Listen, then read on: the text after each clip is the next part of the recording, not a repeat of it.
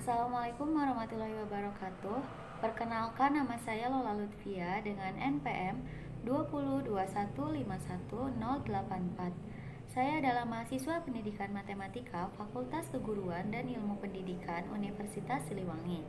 Dibuatnya video ini bertujuan untuk memenuhi salah satu tugas mata kuliah Filsafat dan Sejarah Matematika dengan dosen pembimbing yaitu Bapak Dedi Nurjamil, Dr. Andes MPD. Kali ini saya akan membahas video pembelajaran tentang himpunan. Himpunan meliputi definisi himpunan, aturan penulisan himpunan, cara menyatakan himpunan, jenis-jenis himpunan, dan juga akan ada contoh soal. Definisi himpunan. Himpunan adalah kumpulan benda atau objek yang bisa didefinisikan dengan jelas hingga dengan tepat bisa diketahui objek yang termasuk himpunan dan yang tidak termasuk dalam himpunan tersebut. Yang ada dalam himpunan tidak bersifat relatif.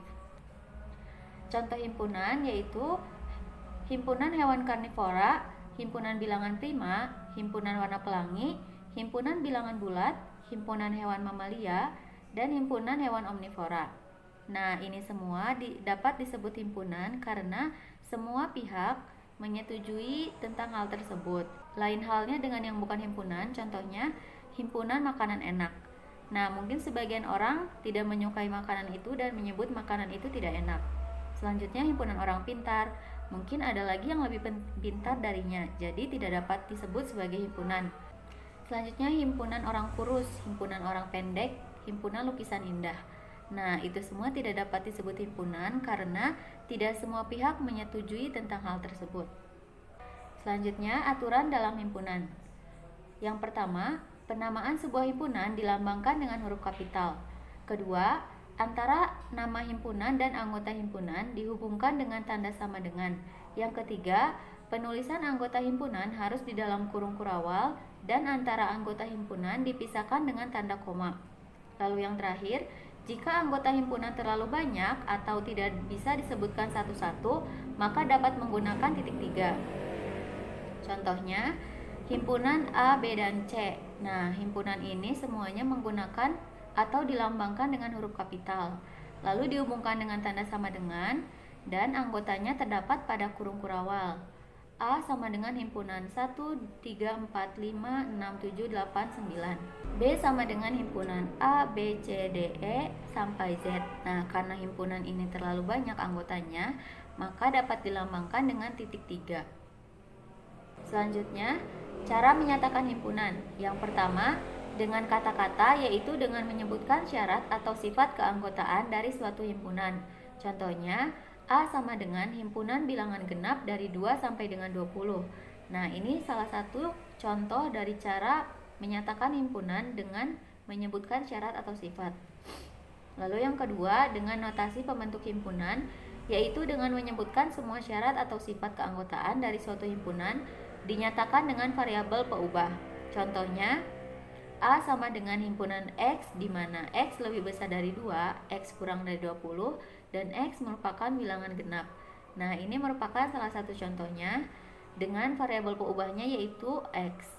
Lalu yang ketiga, dengan mendaftar anggotanya dengan menyebutkan satu persatu anggota himpunan tersebut. Contohnya, A adalah himpunan bilangan genap dari 2 sampai 20. Maka cara mendaftarnya yaitu A sama dengan himpunan 2, 4, 6, 8, 10, 12, 14, 16, 18, 20. Jadi, semua anggota dalam himpunan ini disebutkan satu persatu. Selanjutnya, jenis-jenis himpunan. Yang pertama, himpunan semesta atau semesta pembicaraan adalah himpunan yang memuat semua anggota himpunan yang sedang dibicarakan.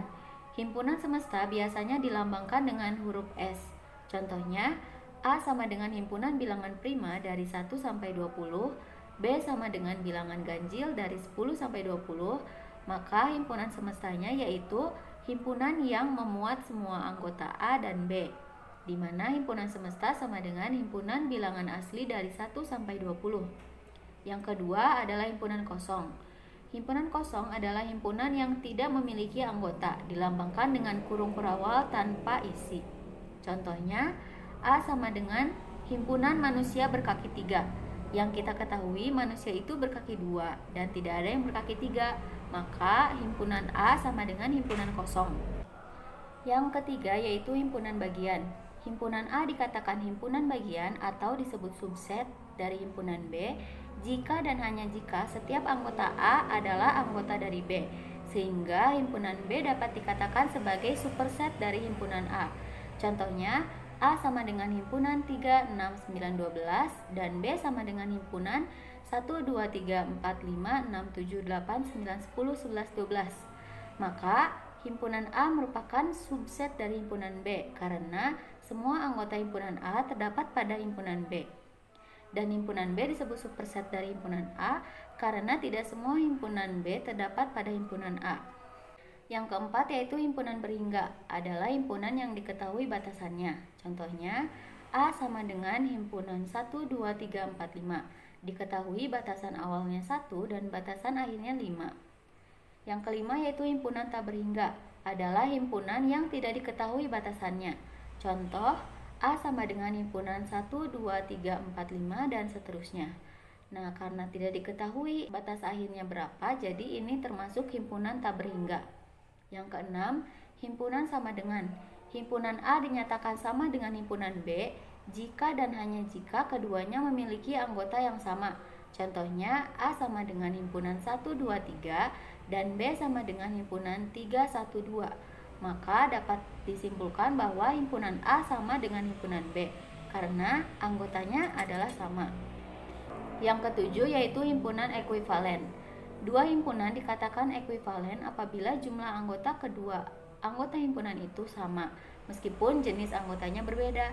Jadi himpunan ekuivalen ini jika jumlah anggota himpunan atau N dari himpunan itu berjumlah sama, meskipun jenis anggotanya berbeda. Contohnya, A sama dengan himpunan A, B, C, D, E, F, G, H dan B sama dengan himpunan 1, 2, 3, 4, 5, 6, 7, 8. Maka A ekuivalen dengan B karena jumlah anggota keduanya sama-sama 8 meskipun jenisnya berbeda. Selanjutnya ada contoh soal. Diketahui himpunan berikut. A sama dengan himpunan BUNDA, B sama dengan himpunan IBUNDA, C sama dengan himpunan bilangan genap dari 1 sampai 10, D sama dengan himpunan bilangan prima dari 6 sampai 15.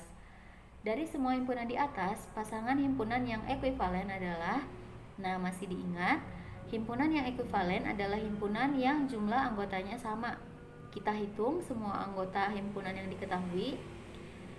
NA atau jumlah anggota A sama dengan ada 5, NB sama dengan 6, NC diketahui bilangan genap dari 1 sampai 10 yaitu himpunan 2, 4, 6, 8, 10 sama dengan berjumlah 5 dan ND sama dengan himpunan bilangan prima dari 6 sampai 15 itu ada himpunan 7, 11, dan 13 yaitu ada 3 buah.